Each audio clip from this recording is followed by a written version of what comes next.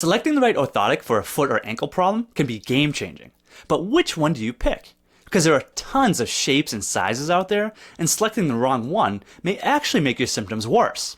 So in this video, I will review the most common types of foot orthotics to manage flat feet. I have also provided links in the description with examples of these orthotics for reference. Hey everybody, welcome back for another episode of Physio Show.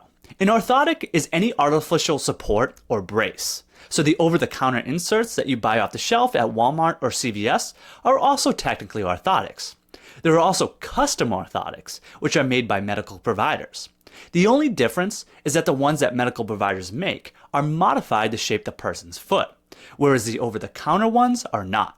And while this would sound like it would make a big difference, there is actually no strong evidence to say that custom orthotics are better than standard orthotics you would buy at a store for some of the most common aches and pains. The term flat feet refers to those whose arches along the inside part of the foot falls when walking. This results in reduced stability of the foot and can lead to excessive stress through various parts of the body. You will notice that the heels of those with flat feet will excessively curve outward, resulting in overpronation and the classic flat foot posture. The more a person pronates, the more the arch will collapse. The goal of the arch support is to minimize this excessive pronation by maintaining a more neutral heel position when walking. Minimizing overpronation helps to promote greater stability in the foot, which reduces stress while on your feet. Common conditions associated with overpronation include plantar fasciitis, posterior tibial tendonitis, shin splints, and even knee, hip, or low back pain. Now, selecting just any random type of insert is likely not the best strategy, and the hundreds of types of orthotics out there can make it incredibly confusing.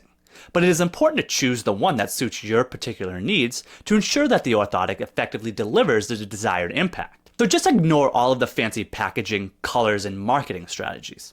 When it comes down to it, orthotics for flat feet are quite similar in their design and purpose. However, the biggest difference that you should be aware of when selecting an orthotic is the amount of support they provide. Let's start off with cushion insoles. These are not technically orthotics as they don't provide any support, although they are marketed as such. These may be a good first choice for those who have mild flat feet and tend to stand for a long time throughout the day or like to run, but experience pressure-type pains by the end of the day due to foot fatigue. They add a little extra cushion to better distribute the forces that go through your foot and heel. They can be a nice minimalist approach to pain relief. However, they do not have the capacity to adequately align your foot. So if the issue is due to excessive overpronation, then an orthotic that promotes proper foot alignment is necessary. If cushion insoles are inadequate, the next step would be progressing to a more supportive orthotic. Semi-rigid orthotics provide a heightened level of support, while also maintain some degree of flexibility. The majority of orthotics sold commercially are semi-rigid orthotics, and are most suitable for people experiencing mild to moderately flat feet, as they help to minimize the degree of overpronation while walking. I suggest an orthotic with a deep heel cup as well as an arch support.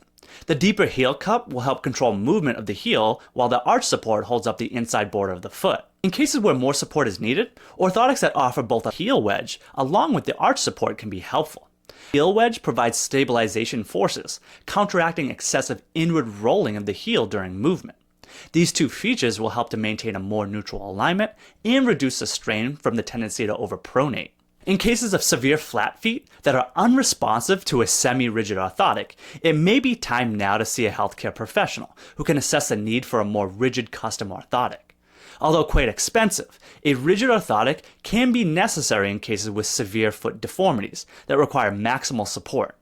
But this should be a last stop. Make sure to try a couple different orthotics that offer a progressive level of support first before going the custom route. And because many causes of foot pain are often associated with some degree of stiffness or muscle weakness, going to physical therapy can be a great addition to the use of orthotics.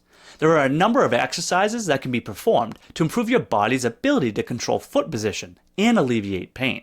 Well, I hope you enjoyed this episode of Physio Show. If you felt it was helpful, give it a like so it can spread and help more people like you who have questions about foot orthotics.